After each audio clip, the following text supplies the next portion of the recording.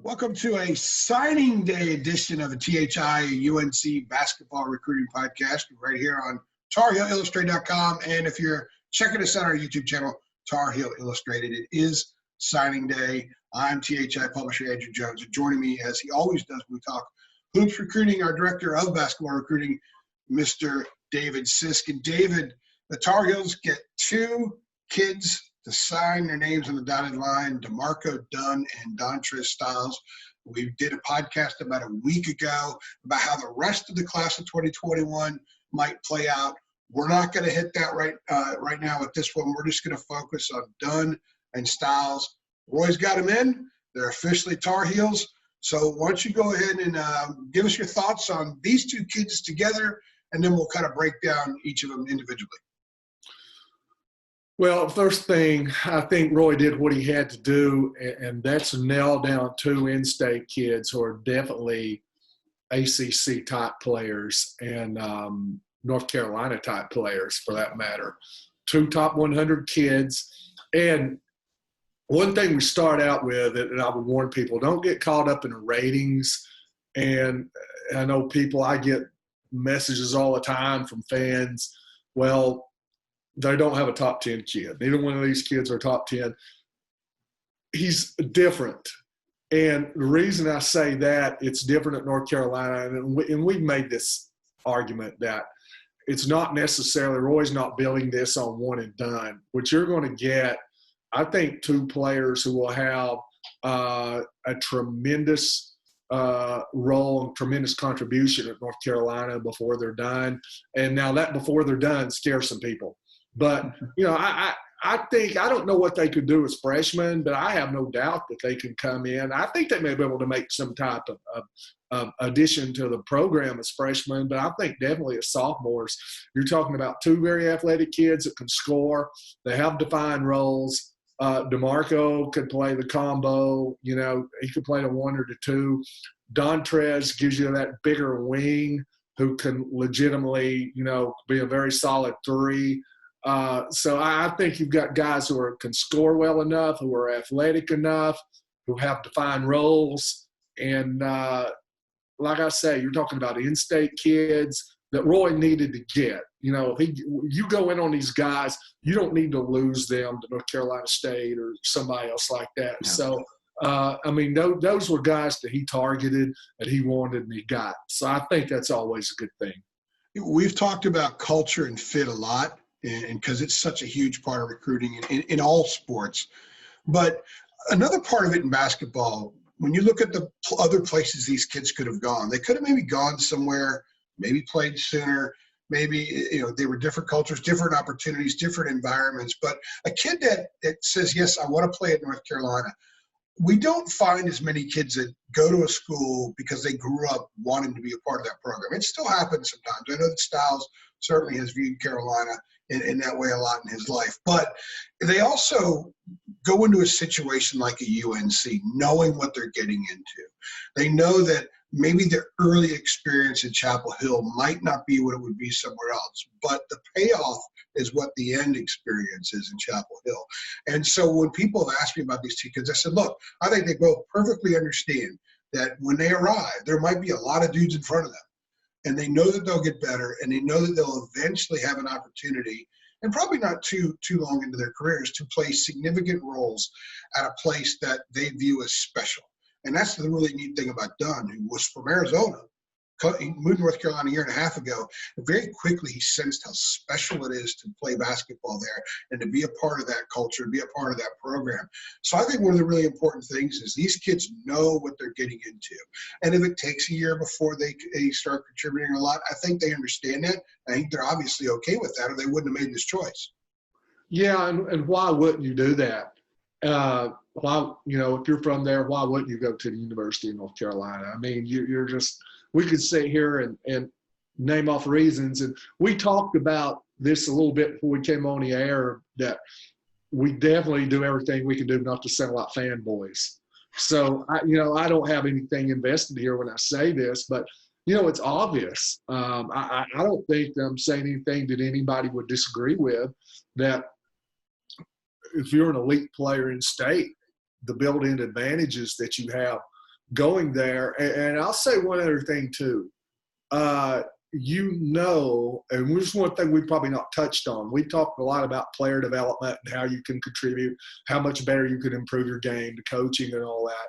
But you're going somewhere where you've got a legitimate chance not only to win the Atlantic Coast Conference every year, but to get to the Sweet 16, Elite 8, Final Four, and compete for a national championship and make deep March runs. I mean, Roy's got 3 gold balls at North Carolina to prove that. And, I've had some people ask me about certain players, the schools that they might go to. And I'm like, look, you might choose another program for this, maybe for a second NBA contract, maybe for whatever reason. But if I want to win, have an opportunity to win a national championship, North Carolina is one of the few schools that I'm going to look at, because you kind of feel like they have even as bad as it was last year, you feel like that's an outlier, it's an anomaly, and they've got a legitimate shot to make that run every year. Quick sidebar, because of what you just said. I covered the 8-20 team in 2002. And those kids that were freshmen, Jawad Williams, Jackie Emanuel, and Melvin Scott, I remember a couple of times they said stuff like, well, this isn't what we expected when we decided to come here.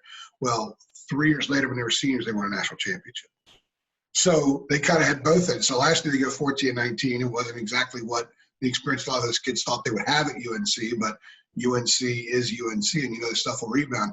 So you go to UNC and spend 4 years there, you're going to be on a team that has a chance to win a national championship. That's what you're saying. And I think that's the other thing these kids know that they're getting into. Now, let's look at them as players, kind of break them down a little bit. Start with Dontrez Styles. He committed back in the spring. Kinston High School, Carolina has a really nice connection with Kinston. It's where Jerry Stackhouse is from. Really good basketball hotbed down there in the eastern part of North Carolina. So tell everybody what kind of player Dontrez Styles is. I like him. Number one, I like bigger wings. And that's probably something here as we look that North Carolina is going to need on down the road. I kind of look at Puff Johnson at that spot, and he's not nearly as athletic as Dontrez, a very good shooter, but I don't think a guy physically who can just, really cause people problems. He does it more on skill. So I think that is a fit that they need, that North Carolina needs to add that, that athletic role there to 3.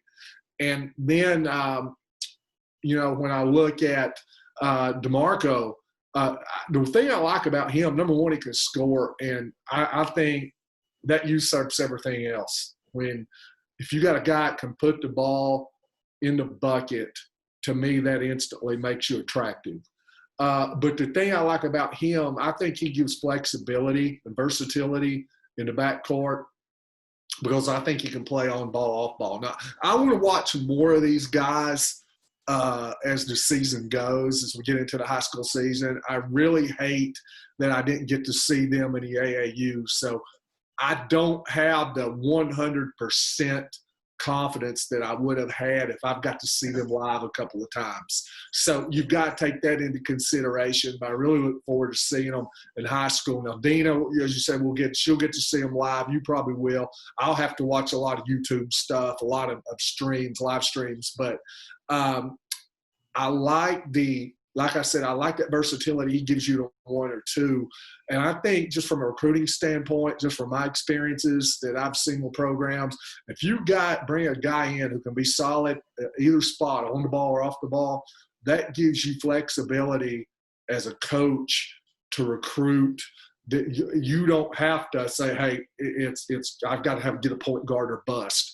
I've got a guy who can do that. I don't have to get a shooting guard or bust. I've got a guy who can do that. So I think versatility will be being able to play either spot really helps you with future players on a recruiting trail. And Hunter Salas would be a perfect indication because he can do both. Yeah. So Hunter Salas doesn't have to be this or that. You don't have to put him in a box, because you've got another player there in that same class who's got kind of the same versatility to do either or. We will definitely get out and see both play this year. whatever happens as far as prep basketball in the state of North Carolina. We did see DeMarco Dunn down at Myrtle Beach this summer. Jacob Turner went down there, shot an ISO video. We'll go ahead and pop that in the thread on our message board where we have this posted as well. And one of the things that impressed me about DeMarco Dunn is that, he knows that he's got a reputation as a shooter, but what did he do in the limited AAU action they had this year? He spent a lot of time learning how to play the point, working on being a little bit more of a facilitator. A lot of kids might say, I just want to stay in my comfort zone. I've only got a handful of games to play. I want the coaches to see my best. But he tried to get better when he had that opportunity to get better. There's an attitude there that you get a kid into a program, and when we just may see from a distance a kid that has certain skills, and maybe you say, okay, the ceiling's here. But attitude can move your ceiling up. And everything that we know about him, that we continue to learn about him, is that he's got that attitude that will make him a better player when he gets there. He'll embrace the competition. If Roy says you're the 12th guy right now, he's going to be the best 12th guy he can. He's going to work to be the 11th guy eventually, and then the 10th guy, that kind of thing. And you love to have kids come into the program that embrace that. And it kind of goes back to what I was saying before. These kids are not being sold something that isn't going to be their reality when they get there. They both understand when they get to Chapel Hill, there's going to be some dudes in front of them, and they're okay with that. And I think that is part of having a healthy culture, a healthy climate in your program. And that's how the Theo Pinsons as a freshman walk in and say, okay, I got these guys in front of me. I got to work on A, B, and C, and I'm going to do that. And lo and behold, by the time Theo is a junior, they're sophomore and junior, they're playing in the Final Four and playing for national championships. And obviously he had a huge role in that 2017 titles and eventually made himself into an NBA player. So that's one of the neat selling points about this program. And that's what I think, one of the things I think these two kids are kind of looking ahead at their future, as far as their future at UNC. One thing not to overlook too, when he covered that event, I think he went to Myrtle Beach. Yeah. And there were a lot of high major players down there, and he had a couple of other ones on his team who committed ACC schools as well, who North Carolina will be playing against. And one thing he said was that DeMarco, it was obvious to him that DeMarco, if there was a player out there and said, okay, this kid's being recruited by North Carolina, he said it was DeMarco Dunn in many of the games, because he just kind of stood out that as good as these other players were, DeMarco had that look of a high level recruit who could play up to that plateau. So I think probably even to someone who didn't know a whole lot about him, maybe going in, that DeMarco has that look. Yeah, definitely. I don't think he's going to be one of these guys if somebody goes out and sees him when you play high school this year, or he shows up as a freshman at North Carolina. We've seen him before. Yeah. You'll go watch a kid and you'll go, am I looking at the right guy? I better go check numbers. How in the world did this kid get? He's not one of those. He fits the bill. Dontrez Styles, 6'8" from Kinston, the number 58 overall prospect in the class of 2021, number 14 at his position. And DeMarco Dunn, 6'3" guard, shooting guard from Fayetteville. Been in Fayetteville about a year and a half now, Westover High School, led them to a 30-0 record, by the way, last year. DeMarco is the number 91 overall player in the class of 2021, number 20 at his position. They are both now officially Tar Heels. We will continue to do podcasts looking ahead at what might be the rest of the class of 2021. If you missed our podcast a week ago and you're on our YouTube channel, just kind of scroll around, get through some of the football stuff. You'll find it. Check it out. You'll get David's thoughts about Hunter Sallis and what else could happen filling out the class of 2021. He's David Sisk. I'm Andrew Jones. You've been watching another UNC basketball recruiting podcast right here on Tar Heel Illustrated and our YouTube channel, Tar Heel Illustrated. Click like if you like it. Go ahead and share this video with all your Carolina friends. Let them know we're here. And then go to TarHeelIllustrated.com for just $8.33 a month. You can have access to everything we do. Thanks for stopping by.